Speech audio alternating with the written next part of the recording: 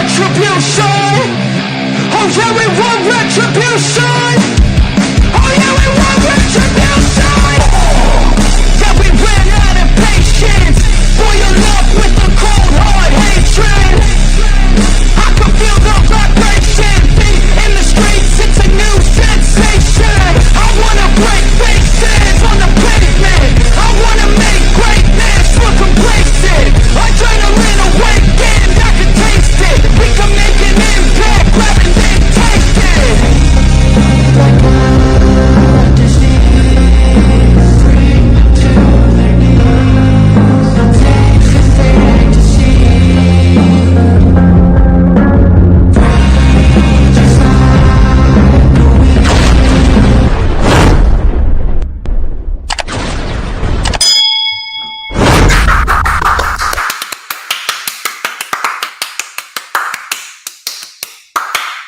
Ladies and gentlemen, Mother Nature is playing with us yet again because we get a breezy week and now it's hot as hell, but we got a street fair here in Elmwood Park. I think I may take a spin over to the street fair after I'm done over here. But in case y'all haven't realized it, ladies and gentlemen, I am the one and only DJ Storms, and I would like to...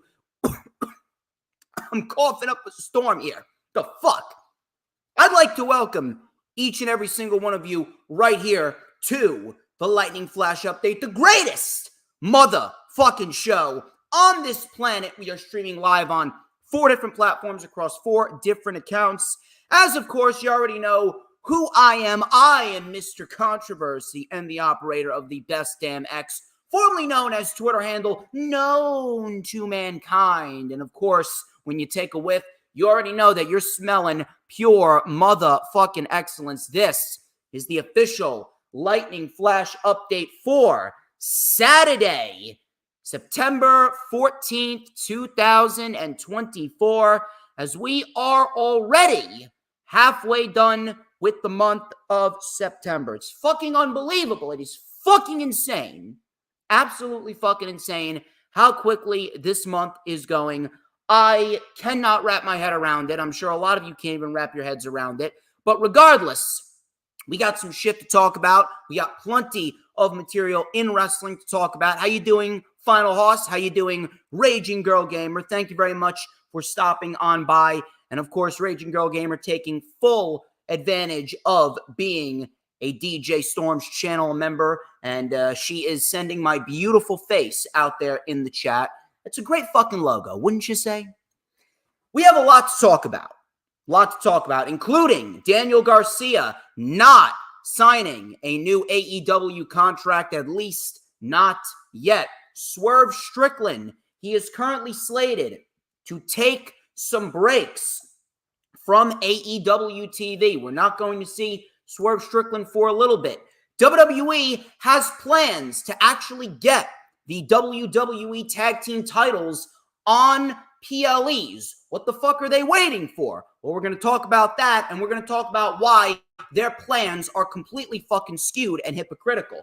We're also going to talk about Adam Cole. Adam Cole was apparently seen walking backstage at All Out last Saturday, and he was walking fine. Monday Night Raw has gone back to 2 hours. Why have they gone back to 2 hours? We'll talk about that. And there is a potential rumor out there that AEW could be getting a show on the Fox network on FS1 specifically, especially since they just trademarked a new name potentially for a show called AEW Shockwave. Rumors are that that could be a 1-hour show on FS1. We're going to talk about the good. We're going to talk about the bad as far as it relates to that specific plan.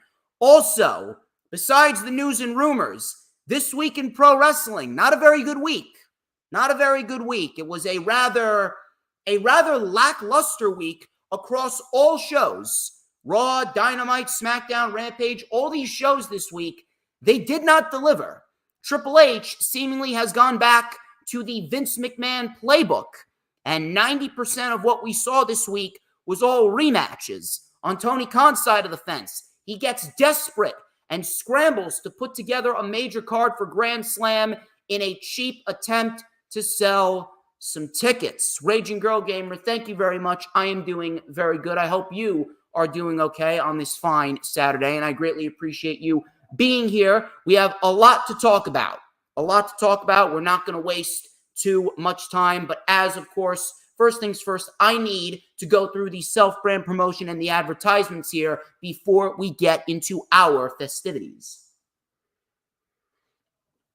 For those of you that are not following me on social media, you can follow me on X and you can follow me on Instagram at HistoryMakerDJS. One more time, that is at HistoryMakerDJS, both on X and Instagram. Be sure to add me on my personal Facebook as well. For collaborations and business inquiries, please send me an email. My email is, of course, StormsTakeOver at gmail.com. I need the PDF file of your logo. I'm making a poster going to be Bad Blood.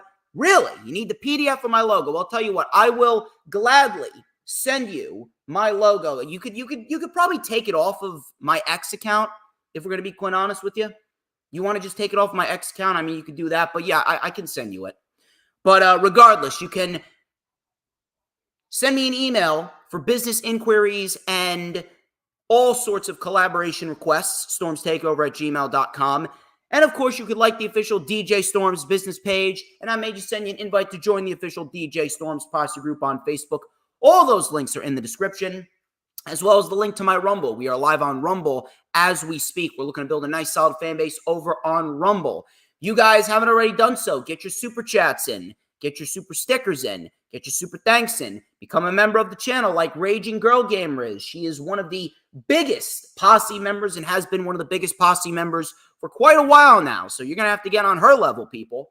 On top of that, please make sure you share the stream out on all platforms of social media. Hit the like button no matter where you're watching it from. If you're watching on YouTube, be sure to subscribe. It helps me out, helps the brand out. The algorithm has actually been a little bit better this month.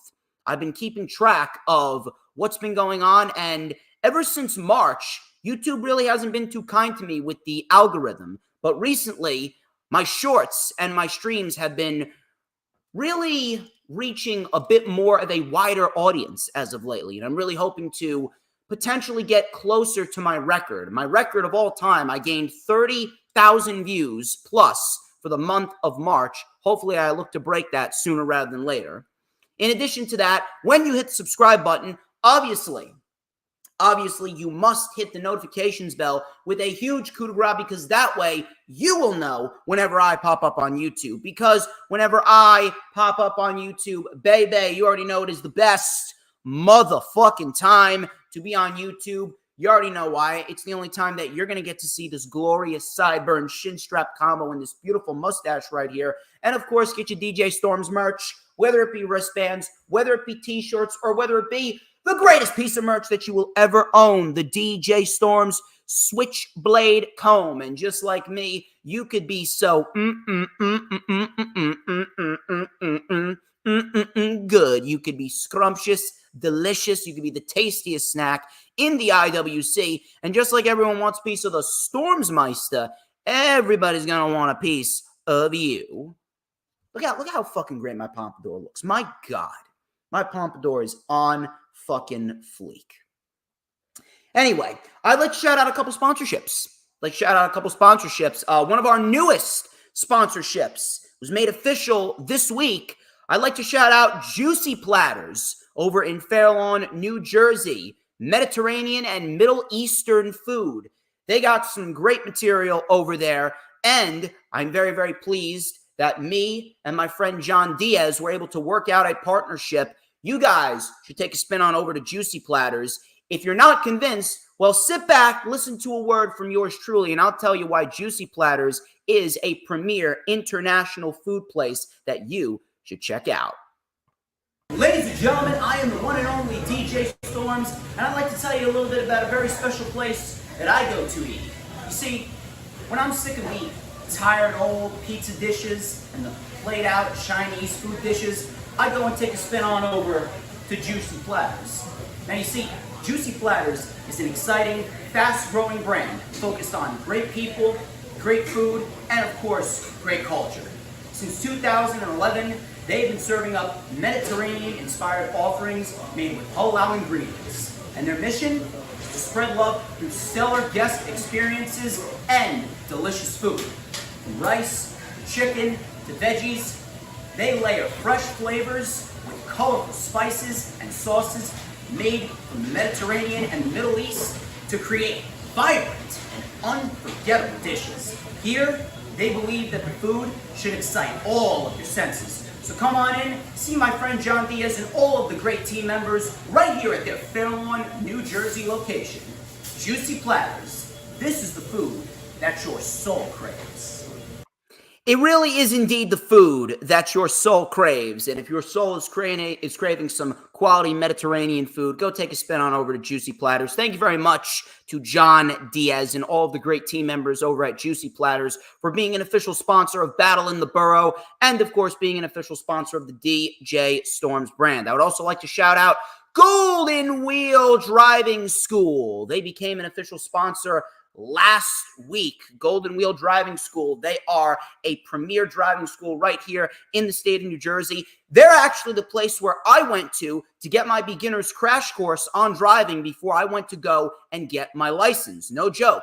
And if you guys are looking for a beginner's course, 8-hour day learning course, or if you're looking for a 90-minute refresher course to refresh your memory on the rules of the road, Golden Wheel Driving School is the place for you.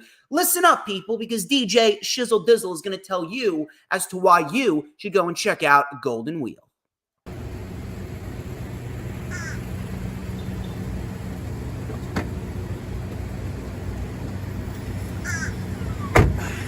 Ladies and gentlemen, I am the one and only DJ Storms, and I'd like to tell you a little bit about Golden Wheel Driving School.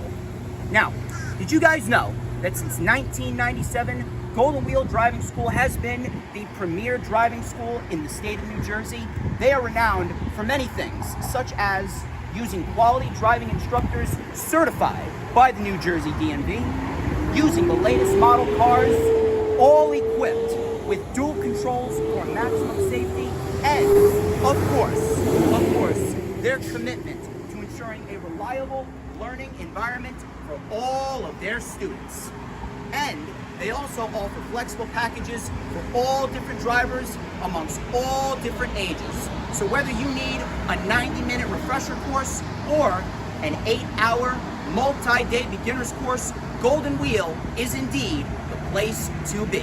And as you can see, they'll even drive to your house and pick you up. Ain't that right, my friend? So come on down, visit Golden Wheel, New Jersey's premier driving school, now serving both Bergen and Passaic County.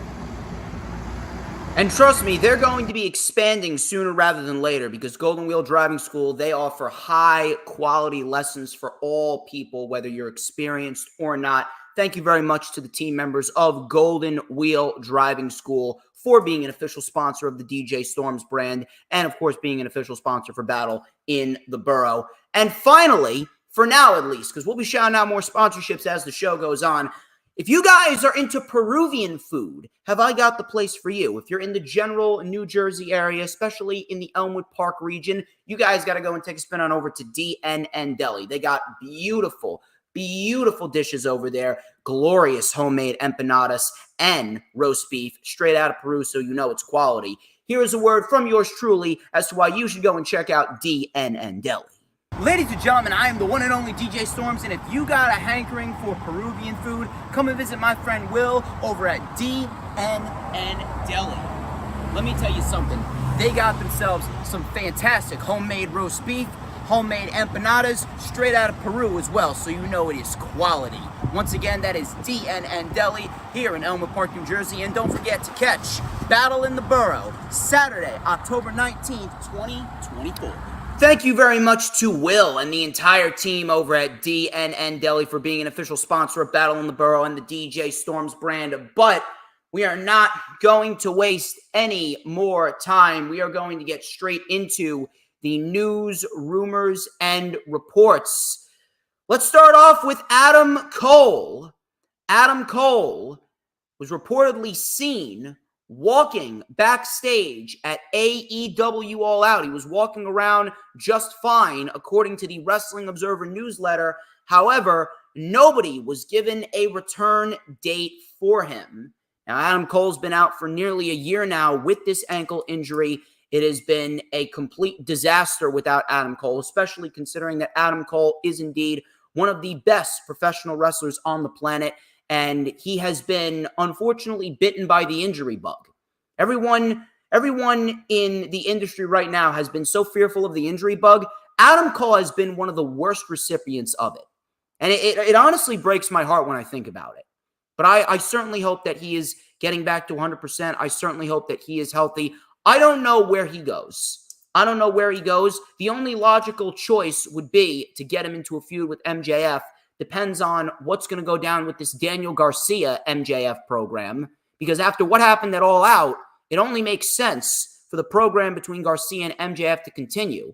However, we don't know what's going on with Daniel Garcia. Because according to Fightful, and this is the report that I was going to talk about next, Daniel Garcia was indeed offered a new contract by AEW that the company hoped he would agree to before AEW All Out.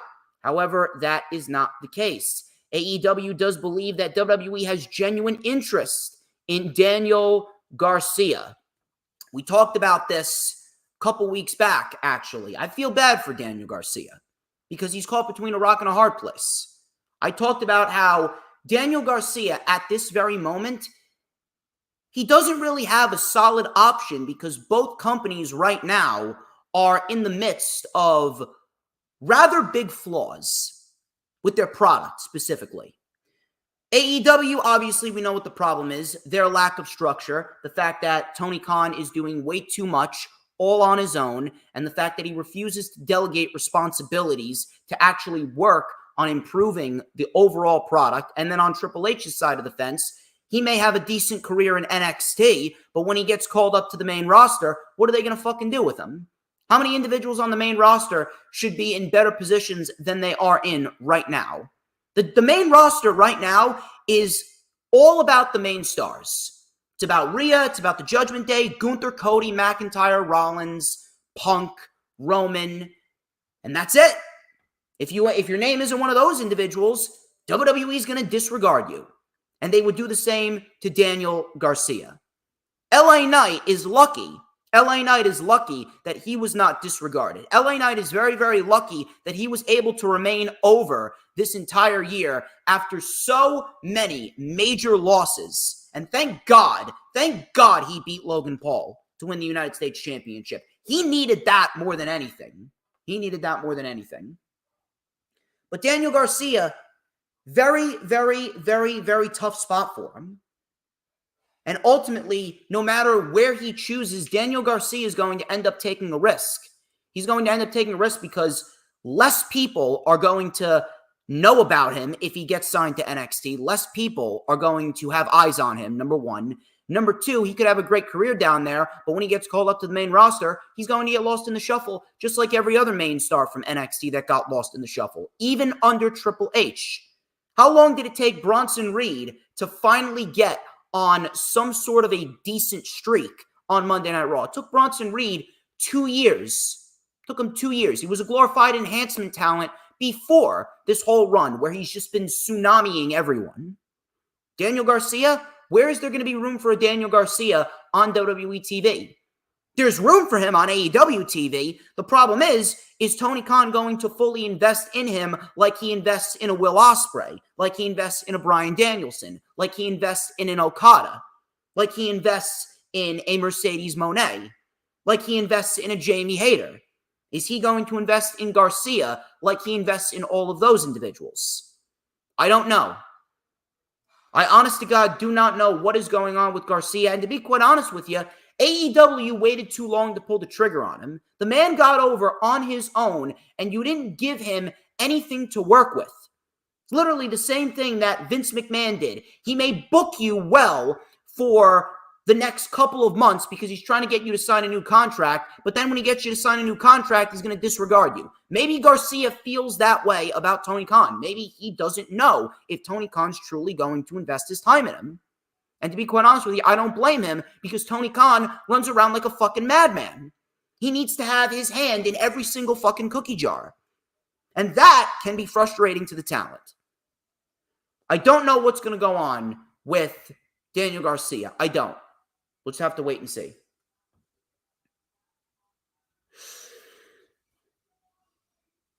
The Hurt Business, or the Hurt Syndicate,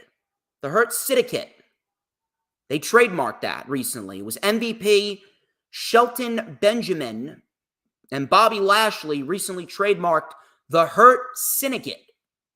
And according to several reports, they have all held talks with AEW.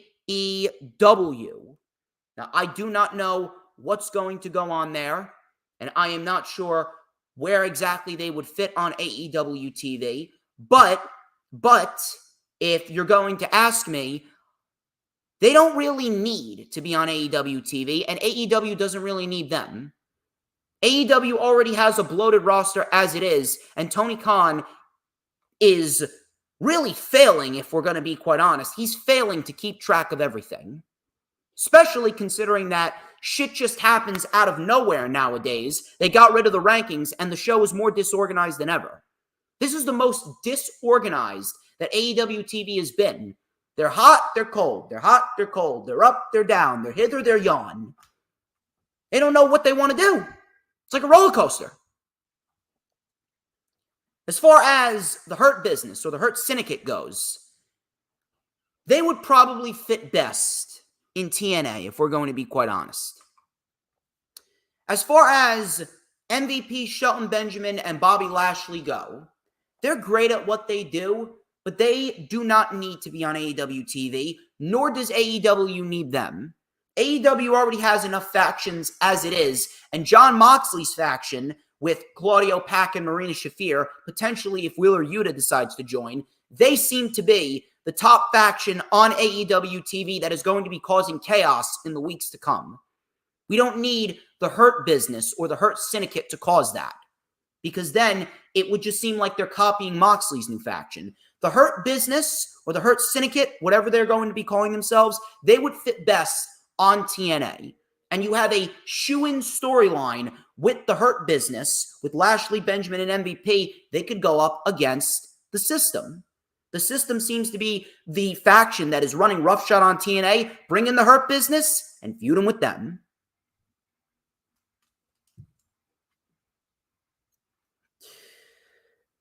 Moving on here. This was definitely expected right here. This was definitely expected. According to TMZ, Nikki Garcia, a.k.a. Nikki Bella, she has officially filed for divorce in the wake of her husband's arrest for domestic violence. Don't blame her. Don't blame her whatsoever. After what happened with domestic violence, let me tell you something. There is a 99.99999% chance that you are never going to come back from that. And Artem is never, ever going to come back from that. It's a damn shame. Damn shame, and it's quite frankly disgusting. And Nicole Garcia, I wish her the best, and I really do hope that she gets as far away from him as possible. I really hope that she completely disassociates with him as much as possible, so that way there is no chance that he could come back into her life. I feel bad for her. I really do. No one fucking deserves that. No one deserves to be a victim of domestic violence. And it's really sad because nowadays in this world, all we do is fucking resort to violence. You could talk as much as you want, but the moment that you physically put your hands on someone, that's when shit hits the fan, and that is where you are in the wrong. Act like a fucking human being. Let Artem be a lesson to everyone. Enough with the fucking violence. Enough. I've never physically put my hands on another human being, male or female, in my life. Never gonna start. Never gonna start.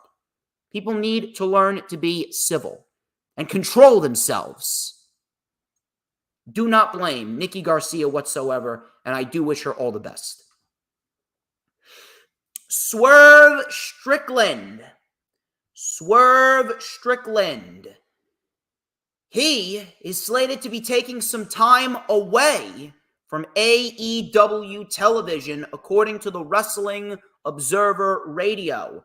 It was said a long time ago that Swerve Strickland was going to sign his new AEW contract extension and get some time off.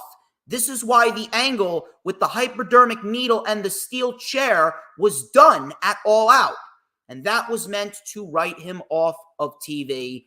And I don't have an issue with this whatsoever. Because if there's anyone that deserves some time off from AEW TV, it is Swerve Strickland. Why? Because Swerve Strickland, for the last year, he has been busting his ass. The last 12 months, pro wrestling has been Swerve Strickland's world. The feud with Hangman, when that started last year, great shit. His performance in the Continental Classic, awesome. 2024, he jumped into the World Heavyweight title scene, awesome. Awesome, awesome, awesome, awesome, awesome.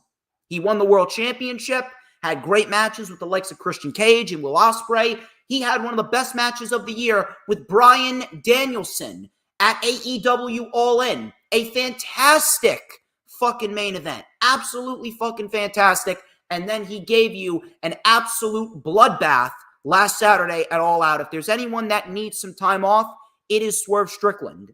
And this is probably the best route to go as far as the feud with Hangman is concerned.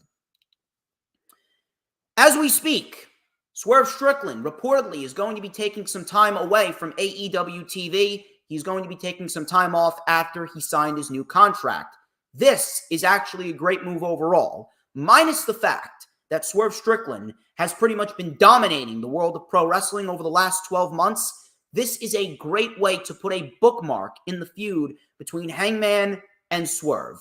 Bryan Danielson, he's got Nigel McGuinness to worry about at Grand Slam. Then he's probably going to focus on Moxley. Maybe we get a match with Christian Cage. But ultimately, at Full Gear, maybe at World's End, we should get Hangman versus Bryan Danielson. And Hangman Adam Page should win the World Championship. And then Swerve can come back at some point next year. And at All In 2025 in Texas, we build towards Swerve Strickland versus Hangman Adam Page for the AEW World Championship.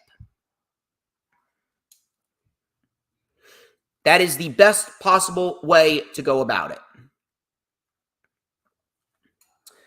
Moving on here. The WWE Tag Team titles have been a topic of discussion as of lately. And according to PWN, there are currently plans to have both sets of WWE Tag Team Championships defended at premium live events. However, WWE wants to ensure that the feuds are properly developed before making this happen. Now, this actually pissed me off. This pissed me off reading this report because this report is incredibly hypocritical for multiple reasons. First of all, WWE want to make sure that the feuds are properly developed. Really now? Really? So what is your excuse for putting the Women's Tag Team Championship match on 4 out of the last 5 premium live events? What's your excuse? What's your excuse? We had a Women's Tag Team title match at Backlash. We had a Women's Tag Team title match at King and Queen of the Ring. We had a Women's Tag Team title match at Clash at the Castle. And we had a Women's Tag Team title match at Bash in Berlin. Does anyone give a fuck about the Women's Tag Team titles? No! And if you do, you're lying right through your yellow teeth. No one gives a fuck about the Women's Tag Team titles. Nobody gives a fuck about Bianca. Nobody gives a fuck about Alba Fire. Nobody gives a fuck about Isla Dawn. Nobody gives a fuck about the titles. But yet, why are they on every other PLE? Why? Why? Because you got to get 2 women's matches on the fucking show? Is that why you got to play up to the gender equality bullshit narrative? Is that why you need to get the Women's Tag Team titles on the show? Meanwhile, the women's tag team titles are the most worthless titles in the industry as we speak. They don't mean shit. And then you want to make sure that the feuds are properly developed. Really? You want to make sure that the feuds are properly developed? How can you make sure that the feuds are properly developed when you're not even developing a fucking division? Look at the tag team division coming out of WrestleMania. Just look at it. Coming out of WrestleMania, what has WWE done with the tag team titles? Nothing. Awesome Truth were the tag team champions on Raw coming out of WrestleMania. Their tag team title reign was fucking horrible. Absolutely fucking horrible. R-Truth is nothing more than a comedic act cosplaying as a professional wrestler. And then the Judgment Day beat them, and the Judgment Day are just defending the World Tag Team titles for the first time ever this Monday on Raw against the fucking New Day. Now we have to see the New Day challenge for the tag team titles again? Really? What about the WWE tag team titles on Monday Night Raw? SmackDown. Raw's got the World Tag Team titles. SmackDown's got the WWE tag team titles. What's going on with the WWE tag team titles, huh? Grayson Waller and Austin Theory were the tag team champions, and they did fuck all with them. They didn't do jack shit with them. Instead, they've been teasing a breakup between the two for the last 4 months, and nothing has manifested. At this rate, I don't even give a fuck if they turn on each other. I don't give a fuck if they're going to have Austin Theory branch off as a babyface. I don't give a fuck if they're going to have Grayson Waller fuck over Austin Theory. At this point, whether they break up or they don't break up, it don't mean shit. Don't mean shit. Because they're not going to go anywhere from a singles perspective. So what makes you think that anyone's going to give a shit about them? Then they lost the titles to DIY. DIY got a token tag team title reign only for the Bloodline to take the titles back. Now they're on the Bloodline, and they still don't mean shit. What feuds are you fucking developing in the tag team division, huh? What feuds? But no, we want to make sure that everything's properly developed. So you put the women's tag team titles on the show when no one gives a fuck about them, number one. 2, you're not developing any fucking feuds in the tag team division. Matter of fact, the shows are taken up by the Judgment Day, CM Punk and McIntyre, and the fucking Bloodline. That's pretty much it. I don't fucking get it. I honest to God don't get it. And then on top of that, this is another issue with WWE right now. Even though WWE has been better this year and their PLEs have been very good, let's be honest here. The PLEs not named WrestleMania and SummerSlam and Money in the Bank, these PLEs have been feeling like a Monday Night Raw on steroids. That's Clash of the Castle was a legit Monday Night Raw on steroids. Great show, but it was a Monday Night Raw on steroids. Bash in Berlin, Monday Night Raw on steroids. Why? Because you're putting 5 fucking matches on the show. I understand you want to do quality over quantity, but this isn't the NXT Black and Gold days anymore. It's not. And Triple H, he ain't gonna fucking listen to me because he's not smart enough to. The PLEs should not just be 5 matches. 7 matches is a sweet spot. 8 matches at most. You take a look at All Out. All Out last week was fucking perfect. Perfectly timed. Every match got ample amount of time. Everything flowed nicely. Nothing felt out of place. And every match delivered in its own way. That is a PLE. 5 matches isn't a PLE. 5 matches is a Monday Night Raw placed conveniently on a Saturday. 7 matches, 8 matches, that's the sweet spot. SummerSlam was WWE's best show of the year. Why? Because it had the proper amount of matches. It had the proper amount of matches on the show, and it came off well. SummerSlam should be WWE's blueprint for PLEs going forward. Now, if you didn't reduce the amount of matches to 5 matches on a fucking PLE, maybe you'd have fucking room for the tag team titles. But no. we want to develop the feuds properly, but we're going to put the women's tag team titles on the show just to fuel the gender equality narrative. This fucking woke-ass narrative that's destroying the fucking country. Whenever I read reports, like a report from PWN, WWE doesn't want to put the tag team titles on the show until they have properly developed feuds. Really? Really? So coming out of WrestleMania, you've developed no programs in the tag team division. The tag team titles have basically been afterthoughts, but yet you put the women's tag team titles on the PLEs. They've put them on 4 out of the last 6 PLEs to do what? Fuel the gender equality narrative? This woke bullshit that's ruining the country? And then on top of that, you got 5 matches on a PLE, when in reality, it should be 7 matches. This ain't NXT Black and Gold anymore. You can't get away with only doing 5 matches. These PLEs, even though they're good, they feel like a Monday Night Raw on steroids, conveniently placed on a Saturday. 7 to 8 matches, that's the sweet spot. This fucking report about the tag team titles, fucking ridiculous.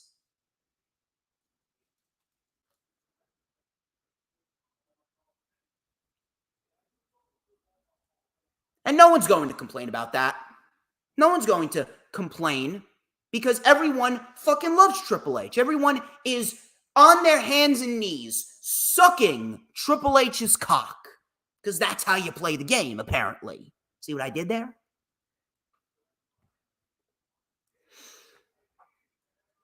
Kiana James. Where has Kiana James been? She got called up to WWE TV and they've done nothing with her. Well, apparently, according to PW Insider, Kiana James has been pulled from the active WWE roster for reasons unknown. Now, James, she has been shifted into the company's miscellaneous section, and normally, talent that are usually shifted to that section are either unable to perform or they are injured. So maybe that there is an injury going on with Kiana James that we are currently unaware of. Either way, I hope Kiana James is okay, and I hope that if she is injured, she gets back sooner rather than later, because she has been one of the very few aspects from this current NXT that has really taken the women's division down there by storm. Her improvement has been great to watch, and I really do hope that she gets back sooner rather than later. I got a report regarding a former WWE manager has currently signed a Legends contract. According to PW Insider, WWE has signed Armando Alejandro Estrada to a Legends deal for the WWE. Not really sure where he's going to fit. Not really sure what they plan on making him do. Maybe, based on everything, maybe the Bloodline could end up getting a new managerial figure. Maybe we see Estrada as the wise man of Solo Sikoa's new Bloodline. And to be quite honest with you, that is probably the best route for Estrada going forward. The WWE has signed Armando Alejandro Estrada to a Legends contract in the WWE. I'm not really sure what the Legends contract entails. I'm not really sure if he's going to be making public appearances. I'm not going to speculate if he isn't going to be helping from a backstage perspective. But if you're asking me, Solo Sikoa kicked out Paul Heyman as the wise man of the Bloodline. Now Paul Heyman's probably going to side back with Roman Reigns. Maybe Estrada is going to be the new wise man for Solo's Bloodline. It would make sense. He used to be the manager for Umaga back in the late 2000s. This would absolutely be a perfect fit, and it would absolutely enhance Solo Sikoa's Bloodline tenfold.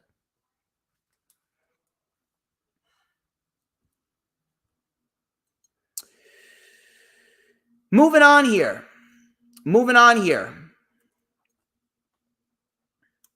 The Motor City Machine Guns. The Motor City Machine Guns. Now, this is according to PW Insider. Nothing has been confirmed by WWE. Nothing has been confirmed by WWE, but apparently the Motor City Machine Guns have indeed signed with the WWE, and we could potentially see them move down to NXT. Now, a lot of people have been claiming that, oh, this is incredibly disrespectful. Why aren't the Motor City Machine Guns being brought up to the main roster? Yada, yada, yada. Yada, yada, yada. I am not going to sit here and say that you're necessarily wrong, because they do belong on the main roster. They are one of the best tag teams throughout history. However, I just want you to think about something for a minute. Let me take a sip of my water first.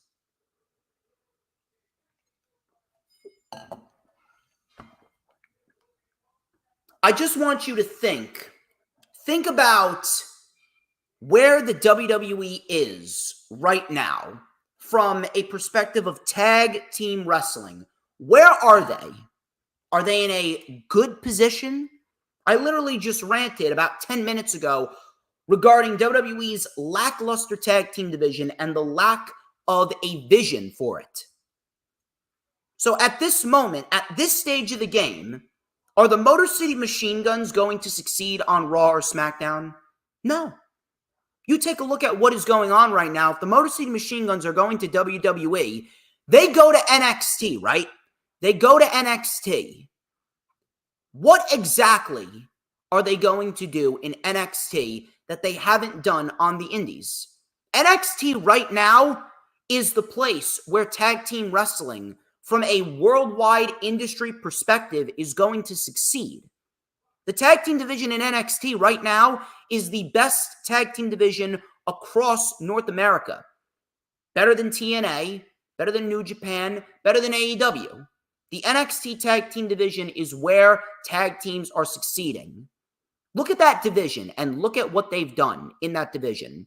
Chase U, Axiom and Nathan Fraser, the Good Brothers, Hank and Tank, Idris Enofe and Malik Blade. They've got the partnership with TNA. They brought the Rascals in there.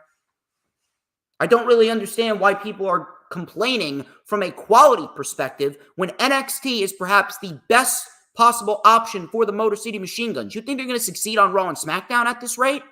Matter of fact, I still don't have confidence that after they get done with NXT, that they're going to be pushed correctly on the main roster.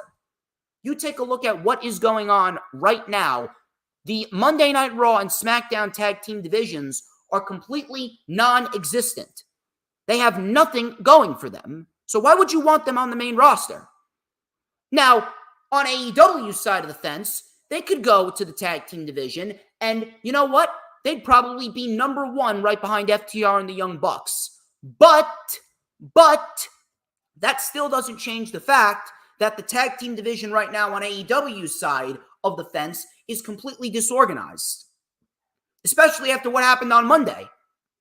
A complete disorganized mess. What happened on Monday with the tag team casino gauntlet. Everything, and I mean everything, just completely came off like they're just desperately booking Grand Slam just to try and sell tickets. And we'll talk about that in a little bit. But I don't understand why people are bitching and moaning about the Motor City Machine Guns going to NXT. Is it something that I would have done? Probably not. I would have loved to have seen him in AEW because I just want to see that tag team division get rebuilt. But if they're going to the WWE, more power to them. And if they go to NXT, even better. Because can you imagine the matches that they're going to have in that division with how good that division is? NXT is the worst show in the industry right now, but even they got some bright spots. The tag team division is one of those bright spots. So please, stop fucking complaining, sit down, and think for a moment. The Motor City Machine Guns are going to be just fine in NXT. When they get called up to Raw or SmackDown, that's when we need to worry.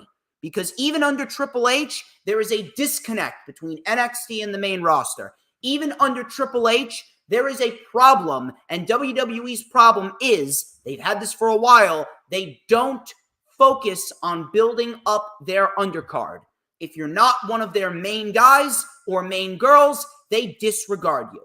And there is a good chance, a very good chance, that they're going to do the same thing to the Motor City Machine Guns. So I have no problem with them going to NXT. And if you have a problem with them going to NXT, clearly you have not been thinking. Clearly, you're just trying to say what you want to say just to be cool, okay? Cut the shit. Use your fucking head. Monday Night Raw. Monday Night Raw.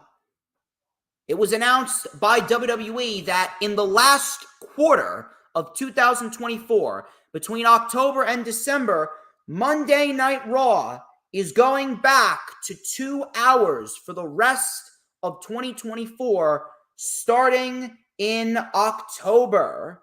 And Dave Meltzer reported that the reason behind this was because USA wanted it.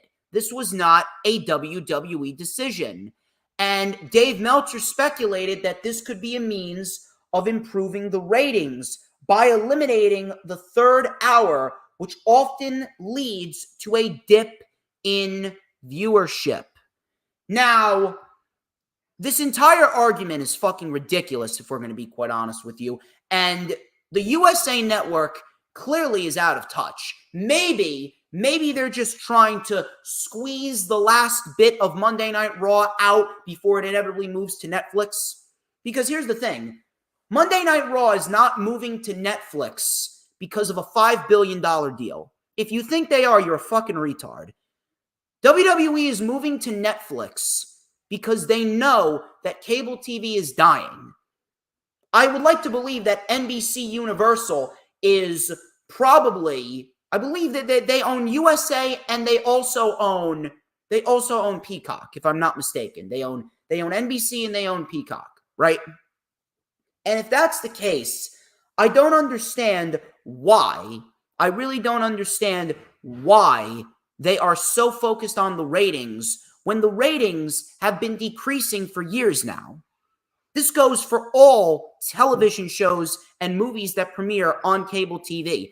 No one watches cable as much as they did back then because there are other means of getting your content. It's called streaming. Everything is online nowadays. Even these illegal sites. People look on the illegal sites and they get these movies through illegal streaming websites. So I really don't understand why USA Network is so focused on trying to improve the ratings by reducing it to 2 hours just to try and squeeze out a little bit of what they got going on. I mean, they already got WWE content on Peacock as it is, right? They got WWE content on Peacock as it is. Unless all that content is migrating away. I don't think it will. As far as we know right now, WWE PLEs will still be on Peacock. Does this mean that WWE PLEs and other WWE content is going to be moving to Netflix too? I don't know. Maybe that's something. Maybe that's something to talk about. USA made the decision in order to make Raw 2 hours, according to Dave Meltzer, because they want to try to improve the ratings. Now, this doesn't make any fucking sense because the ratings don't mean shit. The ratings haven't meant shit since the 2010s, and ultimately, WWE understands that. That's why they're moving to Netflix. It's not because of a $5 billion deal. But, here's the one question that I don't think anyone has posed yet. Is it just Raw that's moving to Netflix, or is it PLEs and other classic content? Because right now, NBC Universal owns both USA and Peacock. WWE's on Peacock right now.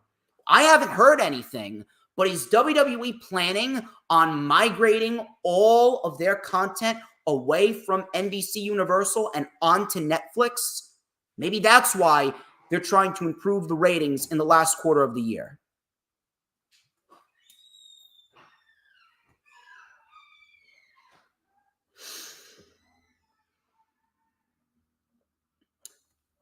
The big one. The big one. A lot of people have been talking about this. The day before All Out last week, All Elite Wrestling applied for the trademark AEW Shockwave with the United States Patent and Trademark Office. The application is still under review by a trademark examiner.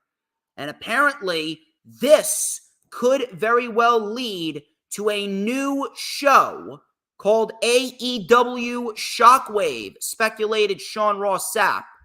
Then we had Ibu of Wrestle Purists follow up on this report. And the rumor amongst the AEW talent and AEW circles is that AEW Shockwave is going to be a 1-hour show on Fox Sports 1. Now, AEW on Fox Sports 1, what's going on with that? What is going to be the deal with AEW on Fox Sports 1? I don't know. I don't know what the deal is. And to be quite honest with you, nothing is confirmed. It's all a rumor. But there's good and there's bad to it. Obviously, we know that one thing about AEW TV, and I've been saying this for a long, long time, they don't know how to market. Tony Khan has not invested his time in getting the proper marketers so that way he can get more eyes on the show. That's the whole reason why WWE is successful, because they got the best marketing on the fucking planet. Then on top of that, Tony Khan does not have good structure. And it's because of that he's got his head in so many different places that he is neglecting the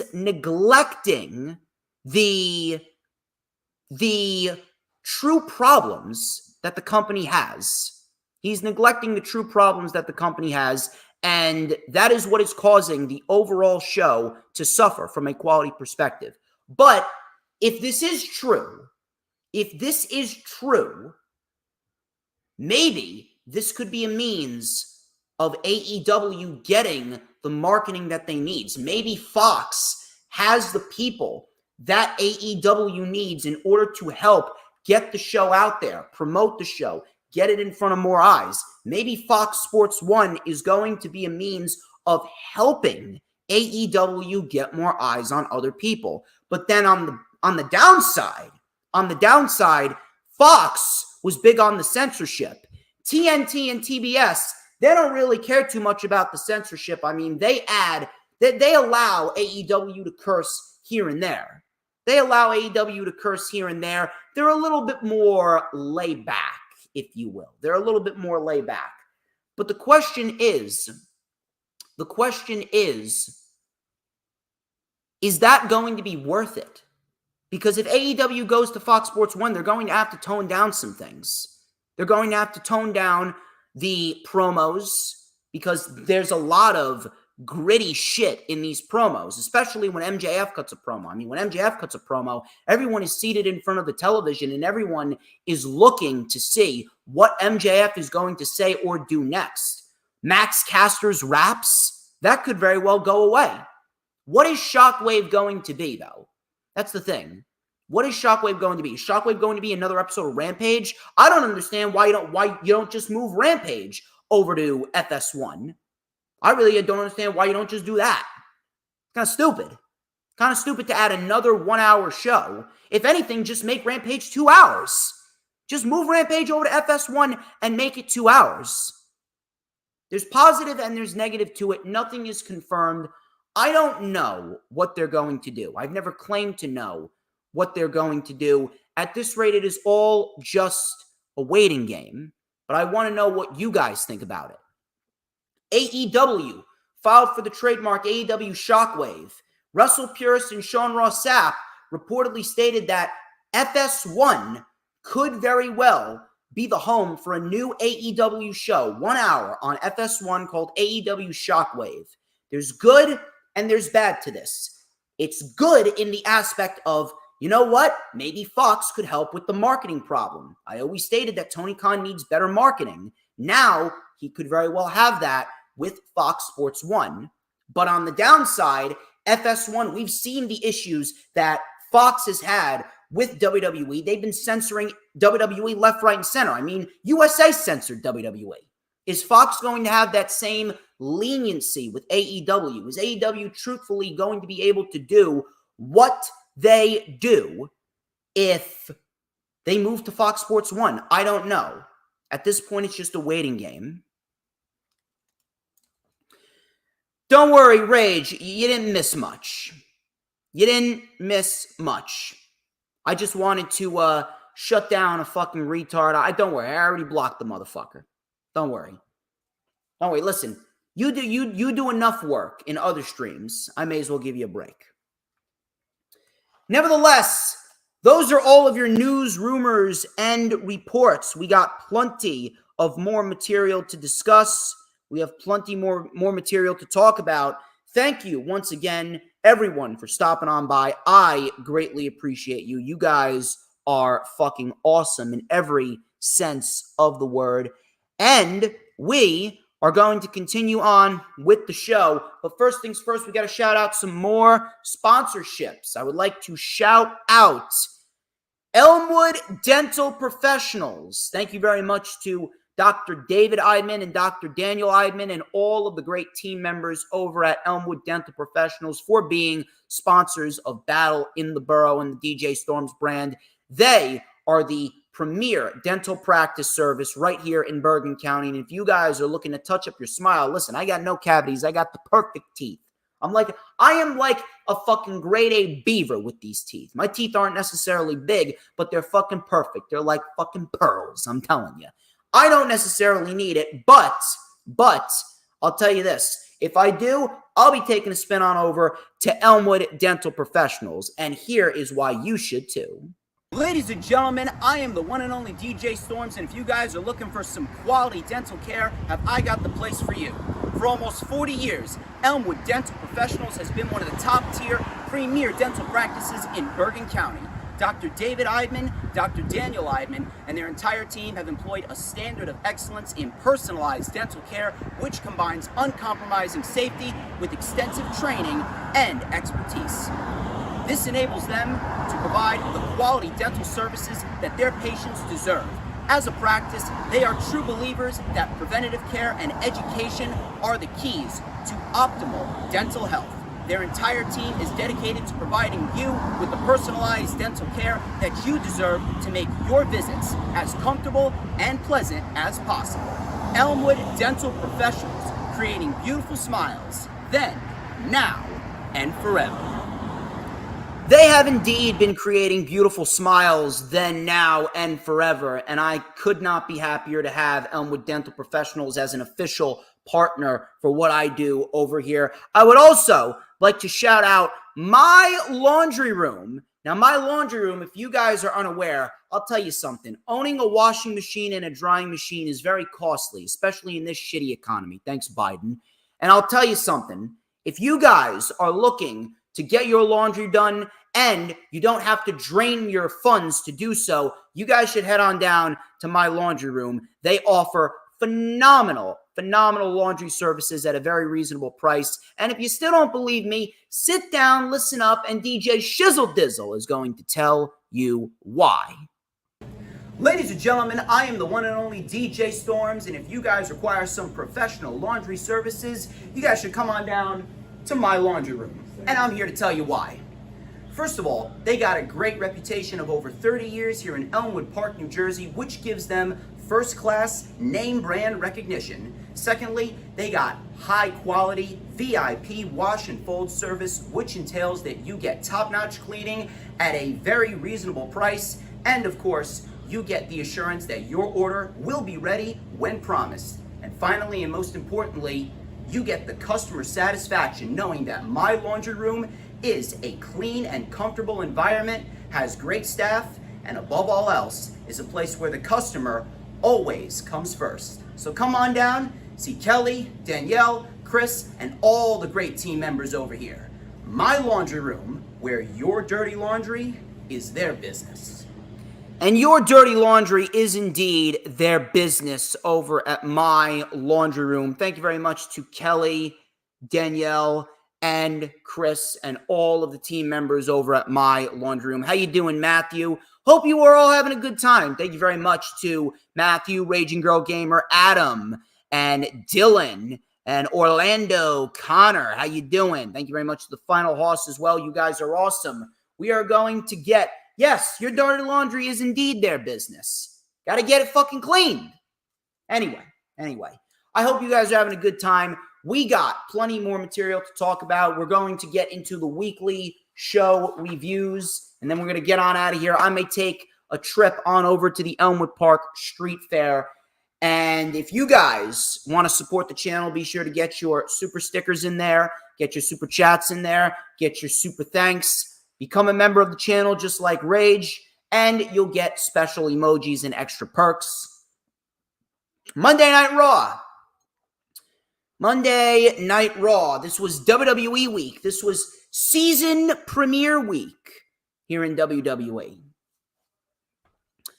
Monday Night Raw.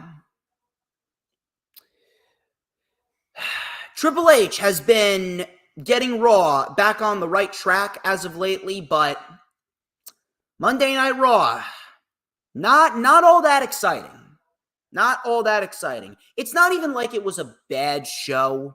It's not even like it was a bad show, but there wasn't enough energy, number one. Not enough energy. And number two, it's just nothing but rematches on this show. The only fresh match that we saw on this show was the main event match. Jey Uso, Pete Dunne, Ilya Dragunov, and Braun Strowman. That was literally the only fresh match we saw on the show. The rest of the show, all rematches. You know what made the show? It was the promos that made the show tolerable. Wyatt 6 versus American Made. This was a street fight. Rematch. Rematch number 1. We're going to keep track here. Rematch number 1. Now, it was a fun match. It was a fun match. Yes, Rage. Thank you. Thank you. I swear to God. No one else is talking about it. No one else is fucking talking about it. Everybody else is sucking off Triple H's dick this week. All wrestling shows this week. The shows across the board, not just WWE, not just AEW, all the shows across the board this week, they did not deliver. Not in the way that they should have. The rematches are fucking ridiculous. AEW's got their own problems. Trust me on that. They got a lot of their own problems, and I've been very vocal about them, but holy shit, at least they don't give us rematches every fucking week. So this was actually a fun match. That I will admit. It was a fun match. It was a fun match, but this needs to be the end. This needs to be the end of it. It has gone on long enough. It's gone on since June. If anything, this is incredibly counterproductive to Chad Gable and American Made. This should have ended after Uncle Howdy beat them. This should have ended after Uncle Howdy beat Chad Gable. And as much as I respect what the Wyatt Six are doing, it's just not the same. It's just not the same without Bray Wyatt. And I don't mean that. I don't mean to be disrespectful to Bo Dallas and everyone else in that group, but Bray Wyatt was the heart and soul of that group. Without Bray Wyatt, it just kind of seems like they're there. That's why I wasn't too keen on having a Wyatt family tribute faction as a part of the modern day WWE product. I would just leave Bray Wyatt and his ideas as they are. They don't really need to expand on them. But they have them. They have them right here. Wyatt Six are here. And ultimately, they gave you a very fun match for what it was. It was a commercial-free first match. And the Wyatt Six win. Wyatt Six win with a Sister Abigail on Gable and a big splash by Loomis onto Julius Creed. And the Wyatt Six get the win. This needs to be the end. Chad Gable and American Made need to start picking up wins of their own. And we need to start building them up as a credible faction on Raw. Wyatt Six, let's move them on to the Judgment Day. Because right now, the Judgment Day seems to be the only faction that can feud with the Wyatt Six right now, and they're not going to be in a bad position. Am I going to go live for Bad Blood? Well, Bad Blood is not in the afternoon. I usually go live for the afternoon shows. I will be tweeting live for Bad Blood, and I will be doing a review for Bad Blood, but during the show, no, I will not be going live during the show for Bad Blood. Moving on, Finn Balor, he came out to address the crowd. He talked about Priest screwing the Judgment Day, and the more that I helped you, the more you tried to hold me down, said Damian Priest. I was the guy that made sure you stayed champion, but I should have been world champion, but you were always lurking behind me with that briefcase. Come out because I got some things that I want to say to your face. Yes, I know you're going to be at Bad Blood. You better be up here in Jersey in 2 weeks after Bad Blood, because you got another show. You got a show that's bigger than Bad Blood. You got Battle in the Borough. Anyway, I'm getting ahead of myself here. Damian Priest, he comes out. He said that he's been trying to get his hands on Balor, but whenever you seem to be in my grasp, the Judgment Day always seem to come out. And when you're done, I will be dropping you. Finn said, you're not going to be doing anything. You're going to listen to what I have to say. You made me into a sidekick, and I am no sidekick, says Finn Balor. I came out here to challenge you to a match at Bad Blood. So Priest accepted, and then we get a 4-on-1 beatdown. Rhea Ripley comes out, but Liv Morgan took her out, and then ultimately Jey Uso came out before any further damage could be done. So that was pretty much that. Not bad. Not bad at all. It's just, we kind of expected it. Decent promo by Balor. Decent promo, but again, kind of expected it. Nothing really too over the top. Jade Cargill and Bianca Belair versus Isla Dawn and Alba Fire. This was for the WWE Women's Tag Team titles. We have seen this several times over the course of the last 2 months. Who gives a fuck? I don't. The women's division, one of the worst things about WWE right now. And it is fucking exhausting. No one gives a fuck about the women's tag team titles. The only reason why they exist right now is because they are using them as a crutch to make Jade Cargill into something special, when in reality, Jade Cargill, she's been signed to the WWE for a solid year, and she has done nothing different than she's done in AEW. Matter of fact, earlier on this summer, she was the fucking botch queen. Now, thank God, she's just starting to get on the right track, but holy fuck, May, June, July, Botchamania was running wild thanks to Jade Cargill. Who gives a fuck about this match? I don't, and I'm sure you didn't either. Match was meaningless. Jade and Bianca retain. Joe Tessitore. He was in the ring with Wade Barrett, and they introduced Bret Hart. And Bret Hart, they announced War Games for Survivor Series. That is going down in Vancouver, British Columbia on November 30th. Bret talked about Canada and how it's a great city of champions before Gunther came out. And this was easily the best thing on the show. I don't give a fuck what anyone says. Gunther was the best thing on the show. So Gunther came out. Gunther said, "It is a great time to be alive, and I'm about to pour my heart out for my childhood hero." So the crowd booed more. They weren't buying it. He goes, "We all watched you growing up, and I wanted to take a moment to tell you that you'll always be a close second to my actual favorite." Now, I thought he was going to say Shawn Michaels, but instead he goes, "And my all-time favorite is none other than Bill Goldberg." I'm telling you, I have not belly laughed in a long, long time. But when I heard that, I laughed for a good 2.5 to 3 minutes. Not even bullshitting you. Gunther, that right there, that is one of the funniest lines of the year thus far. Fucking fantastic. Bill Goldberg. At this rate, Gunther, he won the entire year. Gunther just won the entire year. Best promo you'll ever do.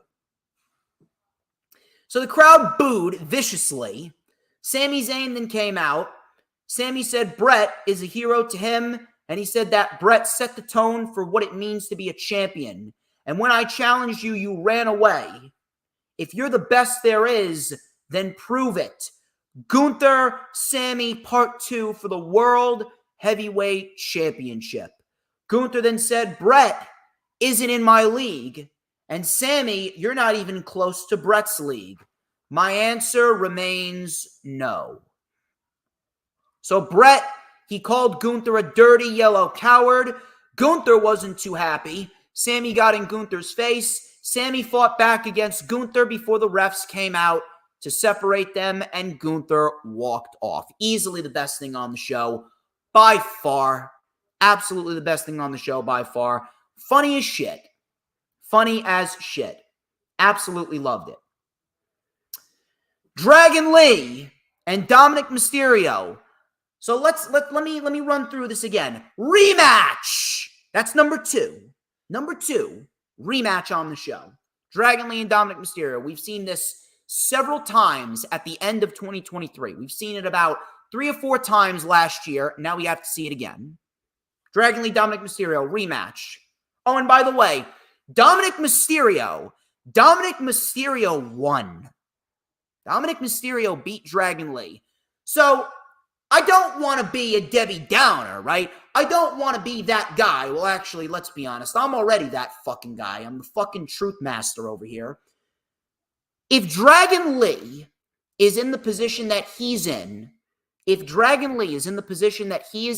right now, the Lucha Bros are doomed. Just want everyone to understand that. I have no problem with the Lucha Bros going to the WWE, but I'm going to tell you this right now. When the Lucha Bros get to the main roster, they are fucking doomed. They're doomed. Has Dragon Lee delivered a performance that was even this close to the match that he put on with his own brother Roosh back at Death Before Dishonor in 2022? Has he? The answer is no. Dominic Mysterio beats Dragon Lee on Monday Night Raw. Listen, I'm not necessarily saying that Dom's a bad wrestler, but if this is the best that you got for Dragon Lee, why the fuck did you even sign him? He has been signed to the WWE for nearly 2 years, and in 2 years, he has done jack shit. The most that he's ever done was win the NXT North American Championship. And guess what? That lasted barely a month. It's a fucking joke. So we get a double whammy here. Rematch and Dragon Lee loses. Lucha Bros are fucked. When they get up to the main roster, they will be nothing more than sidekicks in the LWO. Mark my words. Pure Fusion Collective. Here's another one. Rematch. 3 rematches now. So we get the Pure Fusion Collective. They're taking on Zelina Vega and Lyra Valkyria like we haven't seen that one before. Oh, but wait. The only difference is they added Natalya to the mix.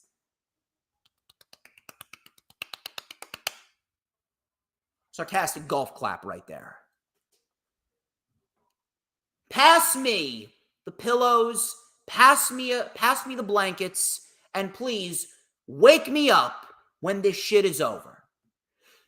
So that's 3 rematches right there. Pure Fusion Collective loses. Yeah, we're really going to take the Pure Fusion Collective seriously. Pure Fusion Collective loses. Natalya submits him with the sharpshooter. Goodbye. Drew McIntyre. Finally, something of substance here. Drew McIntyre came out. Crowd was chanting CM Punk. Drew chanted his name too, and he says that whenever you chant CM Punk, It's simply in memory of. Just because he touched all four corners, that means that we're done? I don't think so, you arrogant prick. I made him a bigger star, and I also ended his career. He then talked about the killer's game, did Drew McIntyre. He said, Wade, I got some bad news for you. I don't have many friends in this industry, but you're one of them. You fought my case while Cole lied to everyone. Why did you step in my way when it was time for me to end him? I'm not angry. I'm just disappointed. But if you do it again, I am going to be angry and I will do something about it, says Drew. So Wade took his headset off. Adam Pearce then came out and he said that Drew has completely lost the plot. I don't think you want to fight him, Drew, because I have some information that you need to hear. Drew then called Pearce nothing more than a corporate suit. Pearce then said that he spoke to CM Punk, and Punk is not done with you. And then Drew McIntyre said, I don't believe you, but let's have fun. You guys want to see Drew McIntyre, CM Punk one more time? Pearce then said, guess what? It is official, and it will be Punk versus Drew inside Hell in a Cell. Good. Can't really complain about that. I got no issue. No issue with that whatsoever. Punk, Drew, inside Hell in a Cell. There's your main event for Bad Blood. Got no issue with it. Now, if you wanted to stop watching after that, I wouldn't have blamed you. Finn Balor and Rey Mysterio. Rematch City, bitch. Forget Suplex City. It's Rematch City. 4 rematches. 4 out of the 5 matches on this show were rematches. And by the way, this match ended in a disqualification. Lo and behold. So Finn Balor got himself disqualified because he wouldn't break the hold in the ropes. Then in the main event, we had Jey Uso versus Braun Strowman versus Ilya Dragunov versus Pete Dunne. And this was for a number 1 contendership match to see who would fight Braun Breaker. This was a very good match for what it was. Didn't have a real issue with it. It was decent enough to get by. And in the end, Jey Uso wins. Now, a lot of people have been asking, well, why wasn't it Ilya? Why wasn't it Strowman? Strowman's got Bronson Reed to worry about, and we actually saw that. Bronson Reed, he came out of nowhere with a fucking tsunami off of the barricade, sending Braun Strowman through the table. And then ultimately, Jey Uso got the win here, and now he is the number 1 contender. Why did Jey Uso win? I kind of expected Jey to win. You know why? Because this is Jey's role. Jey's role is the over guy who is going to end up getting the title opportunities and ultimately lose. That's Jey's role. He's never going to be a singles champion in WWE. And for anyone that's advocating for him to be a singles champion, get the fuck out. Jey Uso is never going to be a singles champion in WWE. The only reason he is in the position that he's in is to make Braun Breaker look good. That's it. He's there to make Braun Breaker look good, and that's exactly what we're going to see. Plain and simple. You don't like it, not my problem. So Jey Uso wins, and Bronson Reed and Braun Strowman, they're continuing their feud. Very good match to close out the show, but it was ultimately a rather blah show, a rather bland show that did not live up to what Monday Night Raw has really been over the course of the last number of weeks. Outside of the Judgment Day and Drew McIntyre and CM Punk, and then maybe Gunther's promo, those 3 promos made the show tolerable. Everything else was either a rematch or a complete waste of time. 4 out of the 5 matches on this show were rematches. Dynamite. Pretty much in the same boat as Raw. Thankfully, we didn't have rematches on Dynamite, but in the end, it wasn't necessarily a horrible show, but clearly there was energy lacking. Clearly there was a sense of focus. There was a sense of structure lacking in this show, and we're going to talk about it in a little bit. But before we get into Dynamite, please turn your attention over to me for 1 second. I would like to shout out 2 more sponsorships, and then I want to talk a little bit about the show that is going down on Saturday, October 19th, 2024, right here in Elmwood Park, New Jersey, that being Battle in the Borough. But first things first, I'd like to shout out Macbeth Farm Interiorscapes. Thank you very much to George Macbeth for being an official sponsor of Battle in the Borough and an official sponsor of the DJ Storms brand. Here's a word from your boy as to why you should check out Macbeth Farm Interiorscapes for all of your traditional horticulture needs. Ladies and gentlemen, I am the one and only DJ Storms, and I would like to share a little bit of information with you. As many people know, plants are extremely critical to any interior design. Matter of fact, research indicates that good interior landscaping is not only desirable, but it is a must-do green initiative to keep customers both happy and healthy. Now, at Macbeth Farm Interiorscapes, they believe that plants, they do more than just occupy a corner of a lobby. That is why they offer a full line of interior landscapes for both corporate and residential settings, from office plantscaping, living walls, moss walls, and even plant and orchid arrangement. Macbeth Farm is your go-to resource for all of your professional horticulture needs. You guys can contact Macbeth at 201-387-7997, or you can see all of their creations online at macbethfarm.com. That is MacBethFarm.com.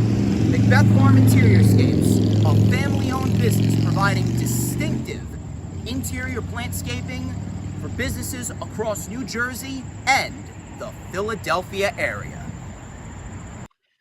And anyone who is in the New Jersey and the Philadelphia area, you are going to want to take a spin on over to Macbeth Farm Interiorscapes for all the horticulture needs that you require. Thank you very much to George Macbeth and the entire team over at Macbeth Farm Interiorscapes for being an official sponsor of Battle in the Borough and, of course, an official sponsor of the DJ Storms brand. I'd also like to shout out the Ruggles Shop and my main man, Kevin. My main man, Kevin, over at the Ruggles Shop has been with New Jersey right here in the Elmwood Park area on Route 46 for the last 9 months, and he is only getting better. You guys are into some quality homemade baked goods and smoothies, take a spin over to the Ruggles Shop, and I'll tell you why. Listen up. Ladies and gentlemen, I am the one and only DJ Storms, and I'm coming here with one of the best kept secrets in Bergen County, the Ruggles Shop. For the last 10 months, this place has been serving up some quality baked goods, including chocolate chip cookies, pecan sandies, and of course, homemade ruggles. And if you come on in right now, my main man Kevin over here, he will make you a quality smoothie that is not only healthy, but it is also delicious. Take my word for it, people. The Ruggles Shop, you are going to want to check this place out. You are indeed going to want to check that place out. Thank you very much one more time to Kevin and all of the team members over at the Ruggles Shop for being an official sponsor of Battle in the Borough and, of course, the DJ Storms brand. Now then, let us talk about Battle in the Borough a little bit. We got ourselves one hell of a card going down. First things first, if you like tag team wrestling, you're going to see former two-time Outlaw Wrestling Tag Team Champions, The Audacity, Micah and Seth Cortez, taking on Vic Delicious and Hale Collins, the Now. They are former three-time and record-setting ISPW World Tag Team Champions. They are fucking awesome in every sense of the word, and you are going to want to take a look at this match if you're looking for some quality tag team wrestling. The last time they faced off, it was Micah and Seth that walked out victorious because Vic was injured and Hale had to go at it alone. Who is going to be looked at as the best tag team up and down the East Coast? Well, you're going to have to get your tickets right now and find out. Tickets are $25 either at the door. You can DM me For serious inquiries, my Venmo is at DJ Storms. My Cashapp is the DJ Storms, or you can call 201-507-2577. We also got a couple of first-time ever matchups going down, like this one right here. The King of Rock, Rick Recon. He's taking on one half of the Silk City Kings, Kenny Bangle. First time ever that these two will share a ring together in a one-on-one capacity. And Kenny Bangle, he is looking for a big breakout performance. Is this going to be his breakout performance? You're going to have to get your tickets, and then you will find out. Or we're going to see Rick Recon continue on his huge year of momentum. He is already the ISPW World Champion. He's the Ace Pro Wrestling Heavyweight Champion, and he's making his debut in the Elmwood Park Rec Center. Who's going to come out victorious? You're going to have to get your tickets now, and then you'll find out. On top of that, if you guys like some quality women's action, I got the match for you. These two women are no strangers to one another. It is Tiffany Avatar and Tiffany Grady. And I spoke to Ashley Stevie of Kaiju Pro Wrestling. Thank you very much to Ashley Stevie for allowing Tiffany Avatar to bring the Kaiju Pro Wrestling Phoenix Division title to the show. These two are 1-1. This is the rubber match. Who is going to walk out victorious and who will walk out as the Phoenix Division champion? You're going to have to get your tickets right now in order to find out. One more time, Tiffany Grady and Tiffany Avatar for the Phoenix Division Championship. We got another title match on the show, and it is in the form of the 21-year-old prodigy, that being Marcus Mathers. Almost said Anthony Gangone. Marcus Mathers, he's the 21-year-old prodigy taking on Dr. Sleep, one of the best submission specialists in the state of New Jersey, that being Anthony Gangone. And I was able to speak to Billy Fetsky of Titan Championship Wrestling, and he has agreed that if Anthony Gangone can make it past his title defense today at TCW's Guerrilla Warfare, he is going to be fighting one by the name of Ken Powers. Right here, Ken Powers. This is today at Titan Championship Wrestling's Guerrilla Warfare, and if Gangone wins, he will advance to Battle in the Borough to defend against the 21-year-old prodigy, Marcus Mathers. Who's going to walk out as the TCW Mob Fight TV American Champion? You're just going to have to get your tickets and then find out.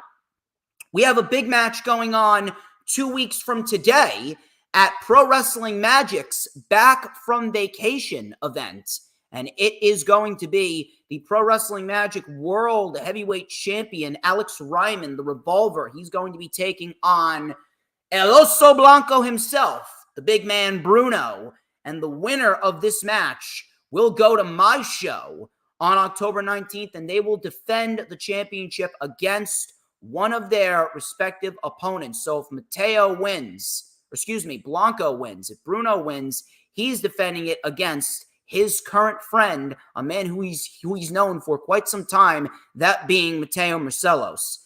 Blanco wins, he will take that title into Elmwood Park and make history as him and Mateo lock up. And this match will not just be for bragging rights. This match will be for the Pro Wrestling Magic World Heavyweight Championship. But if Ryman wins, if Ryman walks out the winner, he will go on to Battle in the Borough to defend it against Big Dogzilla himself, one half of the Silk City Kings, Big Bulldog Pittman, and he is going to be more motivated than ever is Pittman. I spoke to Pittman this past Thursday when we did the countdown show, part 2 of the countdown show for Battle in the Borough, and my, oh my, it was one hell of a show. And me and him, we dissected every single one of these matches, and specifically, we talked about this match with Ryman and whether Ryman wins or he loses, whether he goes into this match as the champion or not. Big Dogzilla said it himself. He's got a shot collar with his name on it. And then finally, the last match I want to talk about is our main event. And it is a first-time ever matchup between the NWA's technical powerhouse, Spencer Slade. He will be taking on former WCW legend Crowbar for the first time ever. And Savage has made it official that it will be for the Savage Heavyweight Championship. So if you guys are looking to see a big first time ever clash, and if you guys want to see who gets crowned the first ever Savage Heavyweight Champion, get your tickets right now. Call 201-507-2577, or you can DM me, serious inquiries only, or you can get your tickets at the door. Battle in the Borough one more time. That is right here in Elmwood Park, New Jersey at the Elmwood Park Rec Center on Saturday, October 19th, 2024. Dynamite. Let's talk about Dynamite. Moxley, he cut a little promo, a little pre-recorded promo in the back. He said that Bryan doesn't have the stomach for this anymore. We created something that was supposed to last. But Mr. Patience, Mr. Empathy, all I see is egos out of control, and I can't take it anymore. Our leader, our mentor, called Bryan the perfect wrestler, but your lordship saw himself in me. We are what we are.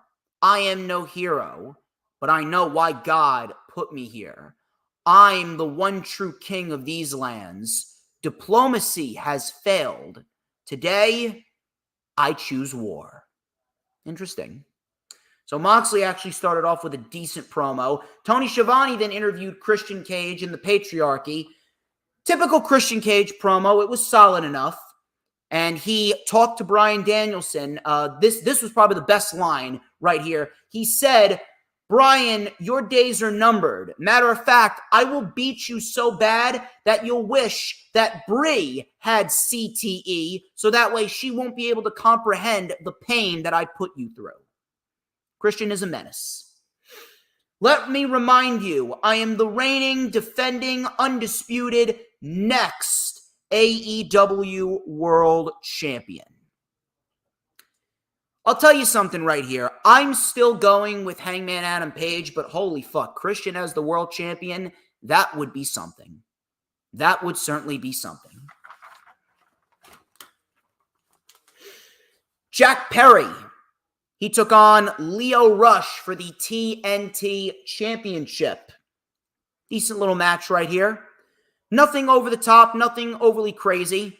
It seems as though they're finally remembering that, hey, the Elite are champions. They got to fucking defend them.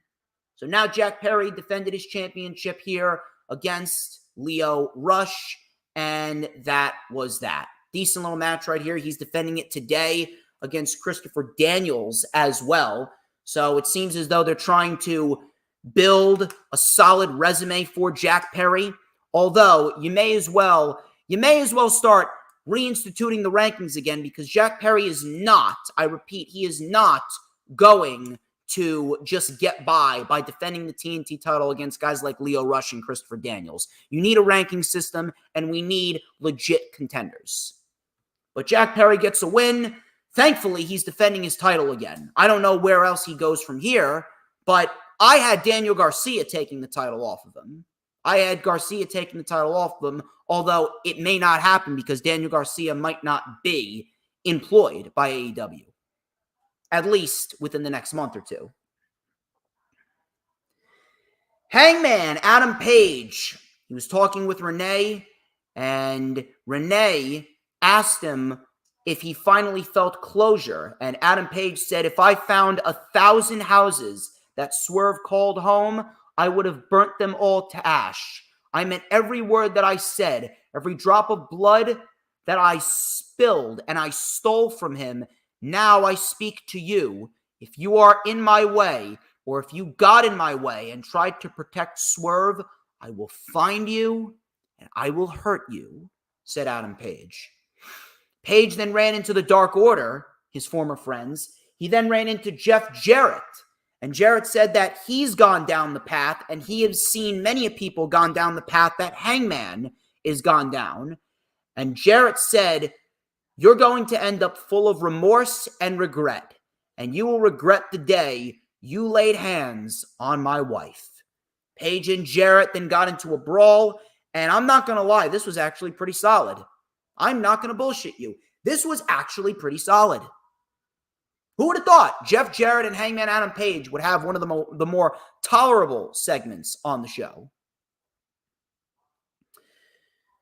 We then go into a match that was supposed to happen. We were supposed to see Private Party and Commander versus a couple of jobbers, and we did not see that. We did not see that because Jon Moxley and his new faction swooped in and beat the shit out of all 6 individuals in the ring. Pac then took the mic and he said, "Enough is enough. This company is broken. What happened at All Out was inevitable. I have been very lost, but not anymore. I have a purpose to believe in. This company is ours. Diplomacy has failed." So it seems as though they're going to be the faction that causes the most chaos around AEW. Fair enough. Sammy Guevara, he took on Ricochet, and this was a very good match for what it was.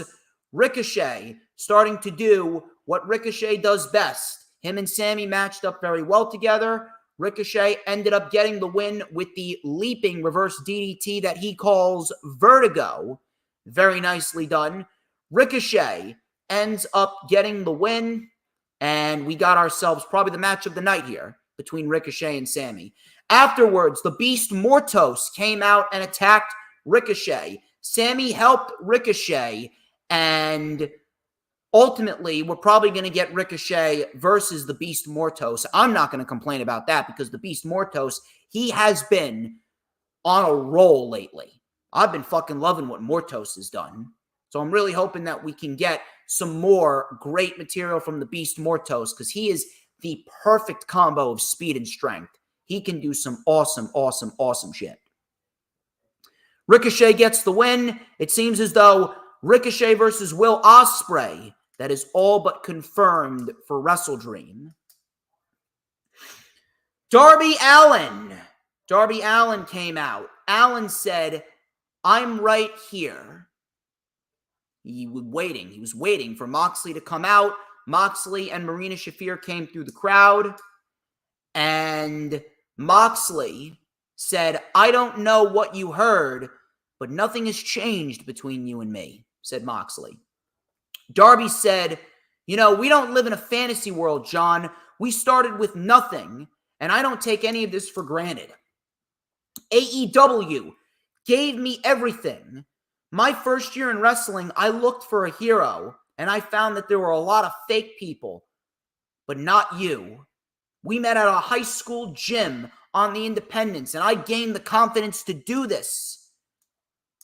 You can trust those people, but what did you do to Brian, huh? What did you do to Brian, huh? You had trust with Brian, and you strangled him with a plastic bag."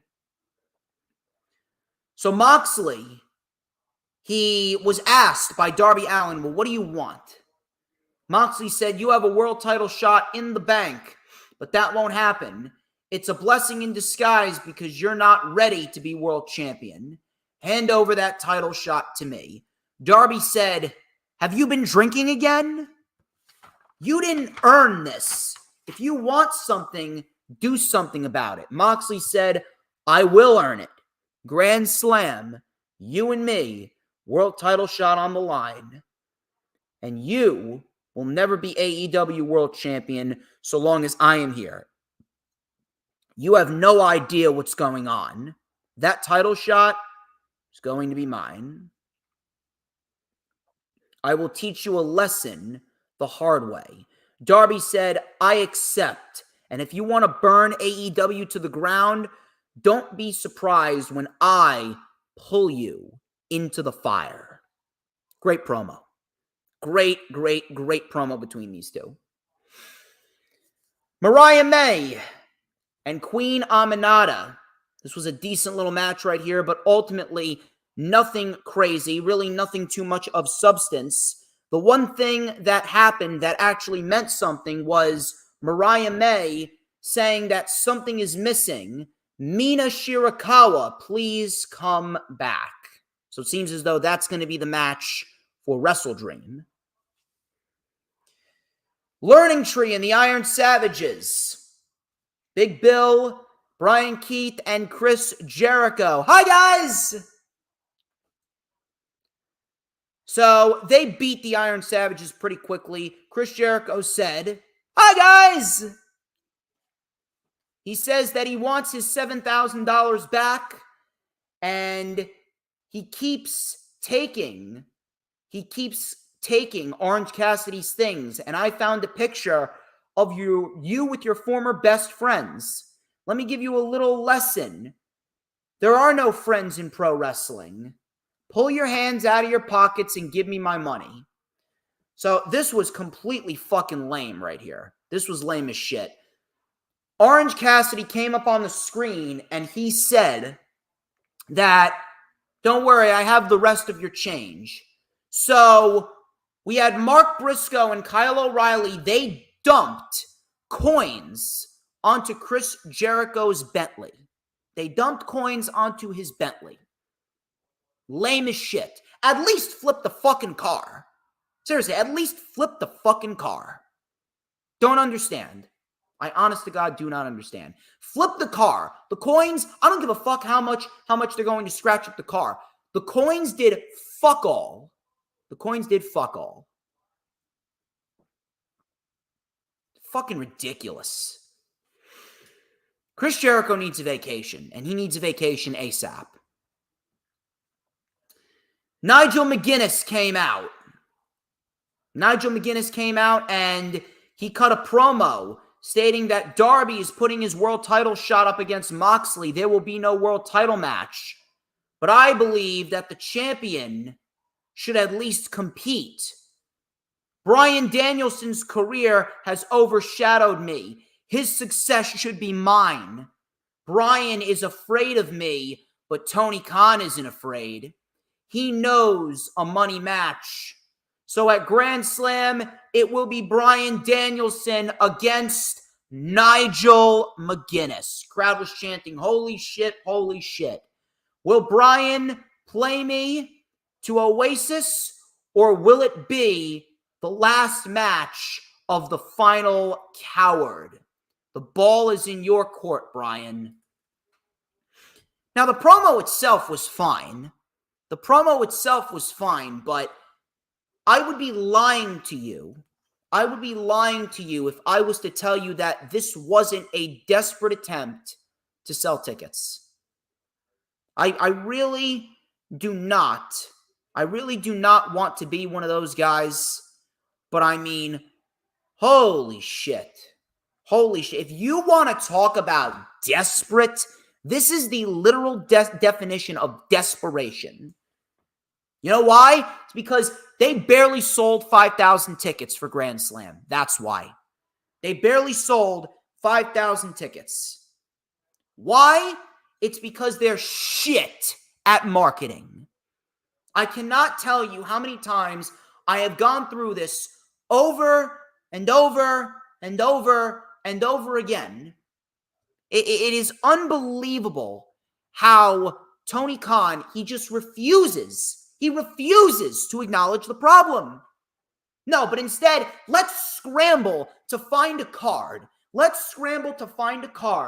That you can throw together with a bunch of dream matches with big names just to sell tickets. You should not be booking a show to sell tickets. And none of this would have happened if A, you had better structure to the show, B, you planned several months, 6, 7, 8 months in advance, and 3, you had good marketing. This is the problem with Tony Khan. The fact that he's got too many hands in too many cookie jars and he is doing way too much by himself, this goes to show you that he needs help. But he's too fucking stubborn and he's got too much pride in order to actually ask for it. Now, the ticket sales don't mean shit. But if anyone in AEW is concerned about ticket sales, why aren't you doing something about it? This is not the answer here. It's not. Tony Khan booked Nigel McGuinness and Bryan Danielson at Grand Slam. I don't give a fuck what you want to say. This is desperation right down to the very last letter. Why? It's because the ticket sales are poor. Tony Khan is booking all these big matches. He booked Ospreay and Kyle Fletcher versus the Bucks, Moxley and Darby, Nigel and Bryan, all in a sense of desperation because of the lackluster ticket sales. Meanwhile, all he needs to do is three simple things. Number one, structure the shows better. Number two, plan out your shows 5, 6, 7, 8 months in advance, and we wouldn't have this issue. And three, hire marketers. Why is WWE selling out? Because Nick Khan is a brilliant businessman, and he knows how to market the shows. If Tony Khan had the marketing team that he needed, he wouldn't have to resort to desperation dream matches to sell tickets. It is very, very, very fucking frustrating.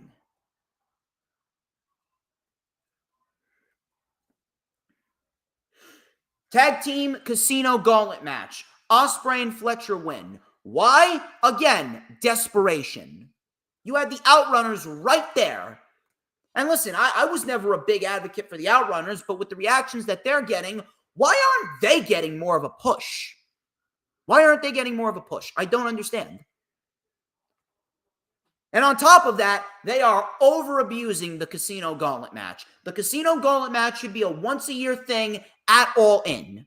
That should be a staple at All In to make All In feel like a bigger show and make it feel like their WrestleMania. It is very, very, very frustrating to see shit like that unfold. Why do we need Kyle and Ospreay in that match? Unless we're going to see Takeshita fuck over Ospreay and Kyle. But even then, you could still have Takeshita fuck over Ospreay and Kyle, and we don't even have to be in a scenario where they're fighting for the tag team titles. I still have the Grizzled Young Veterans ultimately winning, but I mean, holy shit. Holy shit. Why? Why are you giving it to Fletcher and Ospreay just because of desperation? That's why.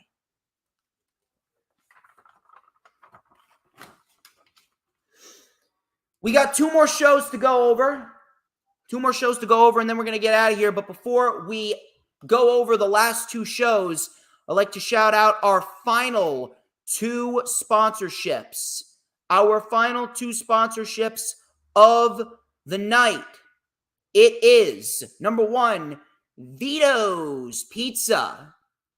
Vito's Pizza and Restaurant. They are one of the top tier pizza athletes here in New Jersey. I'm telling you, they are a pizza mania type of place, and they got some phenomenal foods. Not just pizza, pasta and empanadas, maybe some mozzarella sticks as well, maybe some garlic knots if you're in the mood for the Italian-style meals. I'm telling you, Vito's Pizza and Restaurant is the place to go. You don't believe me? Listen here, and I'll tell you a little bit more.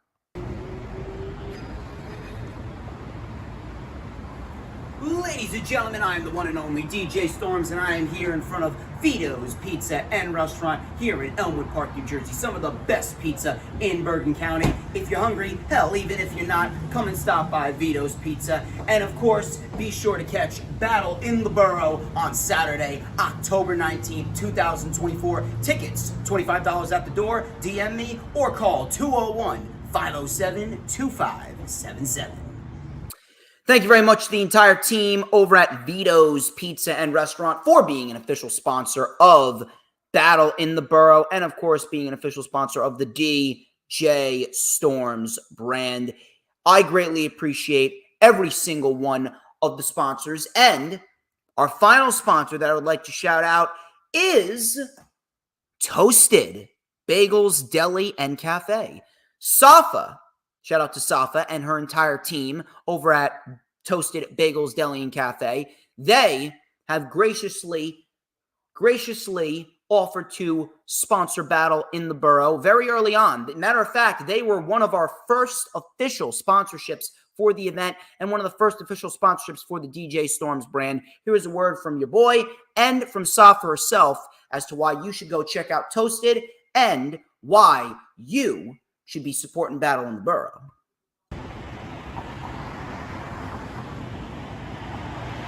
Ladies and gentlemen, I am the one and only DJ Storms. I am here with the owner of Toasted. Her name is Safa and also her team. Hi, guys. Safa, how are you today? I'm good. Let me ask you, how long have you been living in Elmwood Park right now? I was born and raised in Elmwood Park, so basically 20 years. That's amazing. And tell us a little bit about Toasted. So we are a woman-owned business. We're also Middle Eastern-owned. We come from a Middle Eastern background. We also have our smoke shop right next door, Moonstar Smoke Shop. We just saw this opportunity and we wanted to fill the gap. So we have a lot of experience in the food industry, and we thought it would be an amazing opportunity to open something for the whole family. So we're very excited to bring this to the Elmwood Park community, and thank you guys so much for all your support. And the Elmwood Park community thanks you. Ladies and gentlemen, Safa and the team of Toasted. I'm the one and only DJ Storms. Be sure to get your tickets right now for Battle in the Borough on October 19th, 2024. Thank you very much to Safa and the entire team over at Toasted Bagels Deli and Cafe for being an official sponsor of Battle in the Borough and, of course, an official sponsor of the DJ Storms brand. Now then, let's talk about SmackDown. SmackDown seemed to have continued the trend of lackluster shows this week. There was one thing on this show that meant something, and it was whatever's going on between Cody, Roman, and the Bloodline. That's it.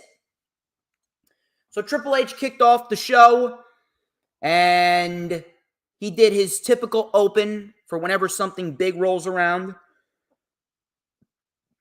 Cody Rhodes and Solo Sikoa steel cage match for the undisputed WWE Championship kicked off the show, and this was easily better than their SummerSlam match by far. The SummerSlam match was serviceable, but that we were all just waiting for Roman there. We were all just waiting for Roman. It wasn't really anything of substance. We were all waiting for Roman to come on out and pretty much fuck over Solo, and he inevitably did. So afterwards, we get this match, and this was probably Solo's best match in WWE ever. Even dating back to his NXT days, this was very, very good. A lot of good material here. Solo bounced off the cage by Cody. Solo with a flying headbutt. Cody was slightly bleeding. Solo caught Cody mid-disaster kick and powerbombed him into the cage twice. Cody with a Cody cutter in midair. They climbed to the top of the cage. Solo was taken down by Cody. Solo grabbed Cody and delivered a superplex off of the cage. The crowd was chanting, "Holy shit." Solo with 2 spinning solos, and Cody was able to kick out. We then had a big flying splash by Solo, and Cody kicked out again. Cody with a crossbody off of the top, but Solo ended up kicking out. Crowd was chanting, "Holy shit," but they were fucking censored again. The Samoan spike was reversed. Cody with a crossroads. 1, 2, 3, and Cody Rhodes retains the championship here inside the cage in a match that was better than their SummerSlam match by leaps and bounds. But I'm going to have to call this out. This was a rematch. Make that 5 rematches. 5 rematches this week. So the Bloodline came out. Bloodline came out to attack. Before Jacob Fatu could deliver a big splash off the cage, out comes Roman Reigns. Roman was taking out everyone. He eyed up Jacob Fatu. Fatu teased fighting Roman before Solo inevitably pulled him out. The Tongans then went after both men, but Cody helped Roman fend off the Tongans. We had a crossroads on Tama Tonga and a spear on Tongaloa, and Cody and Roman stood face to face. Now, I didn't like where this was heading. Matter of fact, where it was heading was pretty fucking lame, if you ask me. And it's pretty fucking obvious why they did it. We'll talk about that in a little bit. But moving on here. Holy shit, look at this. Look at this. One of the only fresh matches on WWE TV. One of the only fresh matches on WWE TV was Michin and Piper Niven. And guess what? It went 2 minutes. Complete waste of time. A-Town Down Under. They fought Kevin Owens and a mystery partner. By the way, can you guess who the mystery partner was? I bet you'll never, ever guess it. I bet you'll never do it. Did you give up? It was Randall Keith motherfucking Orton. Randy Orton. Yeah, like we haven't seen this match before. Man, what an exciting, fresh, riveting match. I swear to God, if I drank and I was to take a shot for every single time over the course of the last several months that we've seen Kevin Owens versus A-Town Down Under in some capacity, I swear I would have to go to the hospital for alcohol poisoning. How many fucking times do we need to see A-Town Down Under versus Kevin Owens? I don't give a fuck if Randy Orton is his partner or not. How many times do we need to see this? Fuck out of here. This shit pissed me off even more. Nick Aldis, listen to this. Nick Aldis said that Solo and Jacob, they pitched a tag team match between them and Roman and Cody at Bad Blood. Cody came in when Nick Aldis was talking to, I believe it was Kathy Kelly, and Cody said, listen, I am done with the bloodline. It's Roman Reigns' problem now. I have no intention of signing that. And then after what happened later on, my God, Cody Rhodes looks like a fucking moron. Nia Jax, she came out to address the crowd. She bragged about being the women's world champion. Bayley came out as her typical self, and she said, ding dong, idiot. Ding dong, idiot. So we had Bayley talking about how Nia Jax had the greatest year of her career. And I'm happy you're feeling confident because I want my rematch. Nia said Bayley shouldn't be demanding anything. Bayley then questioned Nia's intentions with Tiffany. Tiffany then came out and called Bayley pathetic. She said that she doesn't have to beg for an opportunity like a peasant. Bayley reminded Tiffany that she beat her last week. Tiffany then blamed Nia Jax. Nia said Bayley almost had her. But you see, at the end of the day, you're not getting anything. Naomi then came out and she said, if you want to fight, then let's fight. See, you ain't gonna attack my girl. It's been a while since I had a title, and I think it's about time that I do it again. So Nia then pitched a match, a rematch, by the way. However, I will give WWE a little credit. I will give WWE a little credit for giving us some semblance of importance with this women's tag team match that's going down next week. So what happened was Naomi wants the title shot. Nia pitched a tag team match next week between herself, Tiffany, and Bayley and Nia. She said, and I quote, how about we do a tag team match next week? Whoever wins, if one of you two wins, then guess what? One of you will be able to face me at Bad Blood. However, when we win, When we win, whoever takes the loss leaves SmackDown permanently. Pretty solid stipulation. That much I will say. I don't have a single issue with the stipulation here. And if we're going to get Naomi and Nia, I'm not going to complain about that either. I'm not. Seems decent enough. Andrade and Carmelo Hayes Part 5 rematch. What is that, like seven fucking rematches, huh? 7 rematches. 7 rematches. Next week, we're going to get an 8th rematch. It's unbelievable. So, Carmelo Hayes and Andrade. This was a very good match as per usual, but I need to ask you, what is the difference between this match and the other 4 matches that they had? What's the difference? At least when Death Triangle and the Elite, when they had their best of 7 series, at least, they gave us different matches with different stipulations. They at least tried to make every other match different. What is the difference between this match and the previous 4 matches that they had? There is no difference. There is no difference whatsoever. It's unbelievable.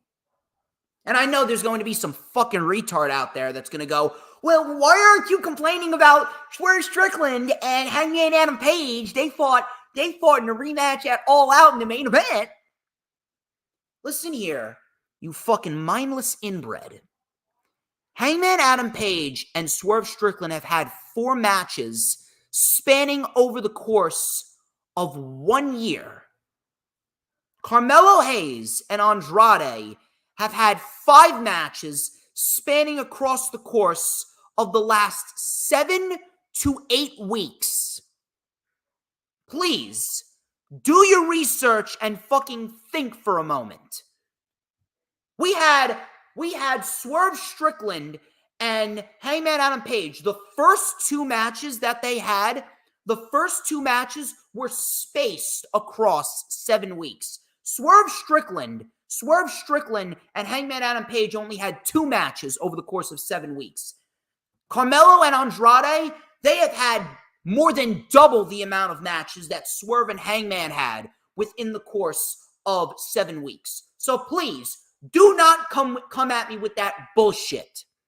I have no problem with a rematch as long as it's spaced out. But if you're going to do multiple rematches within the course of multiple weeks, if you're going to do several rematches within the course of several weeks, unless we're going to get a trifecta of matches, we're going to get one, and then someone definitively wins the feud, like what we're getting with Drew and Punk. That's a trifecta. Trifectas are fine. I got no issue with that. But if you are going to try and use Hangman and Swerve as a fucking excuse to try and justify why Andrade and Carmelo Hayes have been each other's only opponents for the last 2 months, you clearly need some fucking help. Andrade wins. Andrade is now fighting LA Knight next week. And then in the main event, Roman was in the ring with Nick Aldis. Roman said that something's changed, but not me. I don't need him. I don't need some contract. This is bloodline business, and I don't need the help of Cody. Whether I have my family's Ulafala or not, I am the tribal chief. I am the only tribal chief. This is my ring, my show, my WWE. Cody Rhodes then comes out. Typical shit. Adrenaline in my soul. Oh! Cody goes, your ring, your WWE? Well, it was, but it hasn't been since WrestleMania. So then the bloodline came out. Ultimately, Roman and Cody stood tall, and both men ended up signing the contract. And by the way, Cody Rhodes did nothing He did nothing, he said nothing, and nothing was done or said to even mildly convince Cody Rhodes of signing it. Cody Rhodes, 1 hour ago, said he has no intention of signing it. Cody Rhodes was responding to Roman's claim that it's his WWE, and yet he still signs the fucking contract. I don't understand. Why? Why is this match even a thing? Why is this match even a thing? You do realize that this match is ultimately a lose-lose situation, right? This match is a lose-lose situation unless Roman Reigns is the one that takes the pin. If Roman is not the one that takes the pin, this match is ultimately going to be looked at as a disaster. Solo and Jacob, they can't lose. Solo just lost 2 back-to-back world title matches. You're going to have Solo lose again? Jacob can't lose. They're trying to build him up as a monster. Cody can't lose. He's the world champion, and he already took a loss to Solo back at Money in the Bank. I mean, there's no other way to go about it. Roman needs to be the one to take the loss with Solo and Jacob winning. But then again, I don't understand why we need this tag team match when in reality, they should have had an opponent lined up for Cody. That's the only reason why this match is taking place, because A, they don't have an opponent lined up for Cody. And WWE clearly realized that they missed the boat. They missed the boat with Roman and Solo. That should have been the SummerSlam match. That should have been at SummerSlam, and it wasn't. If anything, you should have just did it at Bad Blood. You should have booked that match for Bad Blood. Matter of fact, I would have been perfectly okay if we would have gotten Solo versus Roman and we would have gotten Jacob Fatu versus Cody Rhodes for the Undisputed World title. I would have been completely fine with that. But instead, you make Cody look like a fucking moron after nothing was done to convince him. And Roman Reigns said something that Cody Rhodes took exception to, but yet Cody Rhodes, even after he said he was done with the bloodline, still signed the contract anyway. Logic gap went right over everyone's head, but nobody's talking about that. No one's talking about that. They're just stroking Triple H's dick and just praising the fact that, oh my God, this match is going to be so awesome at Bad Blood. Oh. Go suck a gorilla dick. Swear to God. AEW Rampage was really no better. If anything, the only thing worth watching about Rampage was the main event. The Conglomeration defeated the Dark Order. Typical 6-man tag team match. Again, this is why we need rankings. What is this? The 7th win of the Conglomeration? Where is their Trios World title match? Camille and Robin Renegade. Camille wins convincingly. Roderick Strong defeated Beef. And yes, you heard me correctly. Beef. He is Anthony Henry's second cousin through marriage. Saraya and Harley Cameron defeated Allison Kay and Marty Bell. Jamie Hayter came out, and ultimately Hayter got punched out Harley Cameron for her troubles. The main event, easily the best thing on the show, Action Andretti versus Konosuke Takeshita. We need to get Konosuke Takeshita in the ring with Okada. At Wrestle Dream, I don't give a fuck. It needs to be done. They need to pull the trigger on Takeshita now. Give me Takeshita versus Okada at Wrestle Dream for the Continental Championship and give the win to Takeshita. Okada, he's done all that he can. He's been a fine champion, but we don't need Okada as the Continental Champion anymore. If you're going to transfer credibility, take the Continental title and put it on Takeshita and have Takeshita have a great fucking showing in the Continental Classic. Have Takeshita take that championship into 2025. It's about time that they put a title on Takeshita and they make him a fucking superstar. It's time. That's all I got. That is all that I got.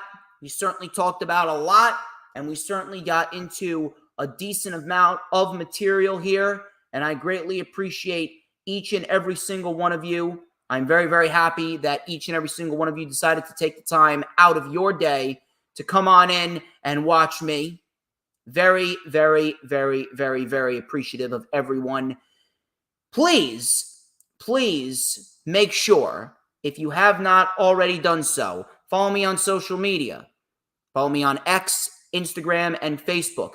Please make sure, if you have not already done so, please make sure that you donate to me, whether it be through Venmo, whether it be through Cashapp, or whether you hit the super chats, the super stickers, the super thanks, or you become a member of the channel.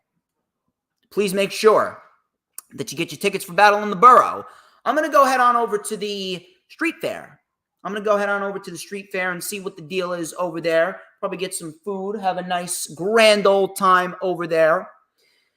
Like, comment, and subscribe. Check out all the links in the description. Be set for Savage Storm Wrestling Super Show episode 13 next Thursday. Till next time, I am DJ Storms, and this has been the Lightning Flash Update. But before we get out of here, a very important question that all must answer. People, if you haven't already known, please tell the general public who runs the IWC. Matter of fact, I'm going to help you with that. Who but DJ motherfucking Storms? And don't you ever forget it. Retribution! Oh yeah, we want retribution! Oh yeah, we want retribution! Oh yeah, we want retribution!